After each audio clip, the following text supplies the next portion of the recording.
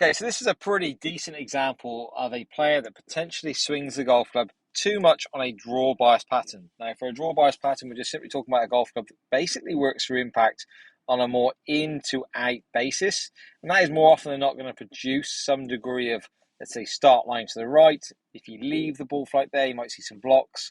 And if you almost compensate to a good player standard, obviously you're going to see some draw bias activity. And if you overdo that, obviously, then you're going to get the shot that is maybe a bit more hook biased. This player has historically struggled with or seen a trait of more of a fade bias pattern. So definitely the journey over the last sort of few years has been almost trying to get the golf ball to work from a right to left fashion.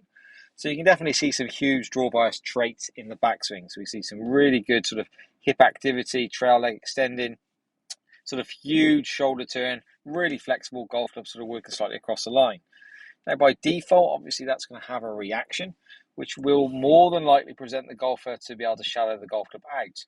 So something that he's always aspired to do is get the shaft pretty much mirroring that trail forearm, almost with an idea of that would result in pretty decent golf shots. Unfortunately, what that presented for us, or as we sort of went through this bracket, while we got completely away from the idea of almost this over-the-top slice idea, we now see an idea where the club is actually working to underplane. So actually, while it looks pretty functional and straight through this trail forearm, the club is, let's say, more behind this player into delivery. So if I just create a pretty simple triangle, you'll see the club is now working more behind him. And that's effectively going to affect the low point. So the more the golf club works, let's say, under and behind, it's got a pretty big chance now of working the golf club working more from in to out. More often than not, you're going to see some low point issues before the golf ball. That's certainly a element that we saw that backed up our sort of conversation this morning. Now you can see the golf club's pretty much working again from in to out. Club face is definitely pointing way out to right field, so he's going to have to recover to quite an extreme. Now you can also see that the right arm is pretty tucked on the right hip, and there's pretty much little to no space at the moment of impact. The reason being, he's trying to get the golf club back on, let's say, a plane. And he's pretty tied up, arms sort of, let's say, pinned against the body. And it's almost like he's just desperate to find room post-strike to get a pretty decent flight on it. Now, you can see the shaft sort of exits nicely, but really not enough room to be pretty functional with this shot. I would say that the right arm stays too far behind you and chest is pointing too far to the right there. Can you see that? Likely it is. The scenario is that we might have a good path out to the right, which for a draw bias player is fine, but it's too stuck and the low point's going to be too far back. You then set yourself back up. You are still going to be a draw bias player, but we want the left hip to open up a little more, right shoulder to work out. Can you see how you start to rotate a little more? Right hip is almost clearing from right elbow up to the top again. So the scenario here is that we're trying to get the left hip to peel open, the right shoulder peel out. And again. The feel is that move. Well, more, I'm going to really exemplify this as much as I can. Just slow up the arm speed for me. Although that's a feel, the reality is you will be somewhere between what you currently do and that. So following that small idea of just trying to get the left hip to clear, so we're just talking about in the previous slide, we're just trying to get the pelvis just almost to feel like it's rotating open. So sort of left hip sort of working out of the way, trying to get the right shoulder to work forward. This was the result. So very similar backswing tendencies, which we talked about at a later stage. Still trying to keep the DNA of the player. So we're not trying to sort of break it to the point where we completely change it, but we're just talking about maybe getting this left knee tip to turn out the way, give yourself a little more rotation. And in addition to that, trying to feel like the right shoulder sort of works out in front of us. If anything, it sort of feels like a bit of a pull cut, almost feeling like over the top. But in reality, that sort of wasn't the case. The golf club's still shallow. We can see how the left knee tip is starting to peel out the way here, allowing the golf club to shallow, but maybe now not so, let's say, aggressive with the golf club falling too far behind him. As a result, we see pretty great delivery, and the club's still sort of pitching out of that trail forearm. So we haven't lost the, what people would often call the shallow nature of the club, but it's certainly nowhere near as deep behind him. So before, very much in the same sort of realm of delivery, but club's so far behind him, he had to do something with it. Now, as he come down to delivery from here, you can already start to see that the club face is much stronger. So club face is actually getting a sort of an opportunity to release, which is the next cause and effect, which we'll talk about. But at the moment of impact, you can now see how much more room we create. So the right arm is no longer stuck. Let's say or feeling stuck to the player, creating so much more room to develop a little more freedom through the hit. So just allowing a little more sort of, let's say, conversation of freedom on the downswing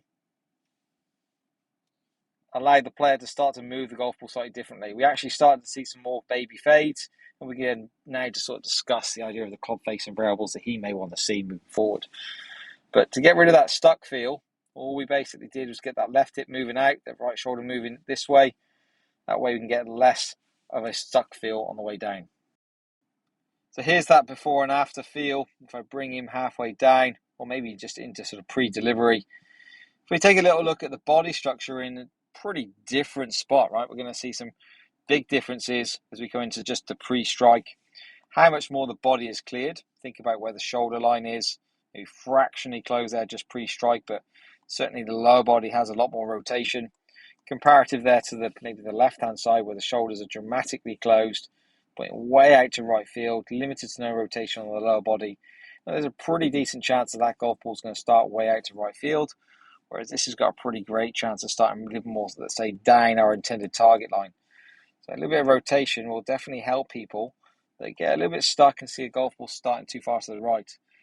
Pretty mega change there. You can see how much more rotation, left side bend, so many little variables changing. So wicked work. Right, so let's have a chat about that concept of rotation and the effects it's going to have on the golf club. So what we're talking about here is how the body moves in general is going to affect the delivery of the club head at impact. So as a concept, a pretty simple concept, let's imagine that we have, and people talk about playing all the time, not quite sure what that means, but let's say I got the golf club, let's say, looking relatively on playing on the way back. If I have a downswing with limited to no rotation, and I would say rotation can come from hips or upper body, but let's say I don't have any of this type of movement, and I have a lot of lateral movement, where in theory, I'm sliding quite a long way towards the target, which I would say every golfer needs. There's a misconception there that people don't, let's say, move lateral. Every golfer moves lateral, but if you have too much of that movement, what you often find is, even though the golf club's in a pretty neutral spot, if you move quite a long way lateral, the golf club will tend to stay behind you for a long period of time. Now, that might look really awesome on a camera, but if you keep that movement pattern up for a long period of time, what you often find is that the golf club starts to work behind you for too long. And as a result, what you'll start to find is you have a big chance of hitting the ground before the golf ball. And what often people, I think, get lost in is the longer the golf club is shallowing for, or staying behind you, the longer the effects that it has on the golf club.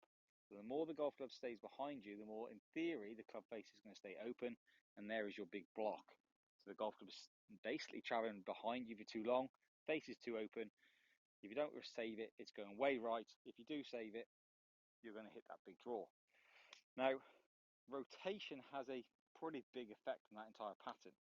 If I'm an hour player that in transition starts to rotate, so let's say it starts with my left hip, maybe my left shoulder starts to follow, what you're going to see now is that golf club starts to work much more out in front of me, right? That golf club, it's still shallow, and that's the big point here. We're not saying, or I'm not trying to suggest that if you rotate and go this way, this is good for you, but if you're not affecting the golf club in a negative way, and you start to rotate nicely, the club is actually going to start to work much more in front of you. Pelvis is going to start to rotate, so you can start to get low point further forward, and actually feel like you're rotating quite hard, yet the golf club's going to deliver almost later and stronger at impact. Rotation from the top of the backswing, be it across the line or in a laid off position, in theory is going to draw the hand path back out in front of you and get the body clearing better. So it doesn't really matter where you are. If you're somebody that is seeing the golf club shallow for too long, and you're seeing pretty good imagery in the camera, but you're wondering why you're hitting just like county-town blocks and fats and hooks, there's a big chance that golf club is tracking too far behind you for too long. There's also a big chance that the right arm is going to stay on the right-hand side of your body for too long, and you're going to have to almost find a way out of that at impact. It's going to have to either just be left there, big time right, or you're going to save it, and that's big time left. By rotating through the shot, let's understand that the body's working better and the hands can just go. We're not now trying to hold anything off. The biggest thing I see people doing if they're struggling on overdraws is having this conversation of trying to hold the hands off. That's a power leakage. You're not really going to find much power through that. B, you might even actually start to see some shanks because the club face is going to be open at impact. So if you are somebody getting super stuck, or the feeling of this term stuck, then you start to hold off, There's your weak one. What you actually want to be doing here is going up to the top of the backswing, getting a feeling of allowing the golf club to, let's say, shallow, which most people in this environment do anyway. People that tend to get the golf club tracking too far from the inside do anyway. Start to feel like you're rotating early and let the arms go. It's the same concept as throwing something that we've seen so often on every sort of channel. If you're going to throw something, the body turns, the arms go second. So get rid of hooks and blocks. Pretty simple idea. Up to the top of the backswing. Feel like you're going to start and rotate, rotate, rotate, rotate, rotate. There's my impact. I really feel quite stretched. And then I'm just going to hit some shots with that feel. Should do that more often. Right, warm up done. Enjoy your golf.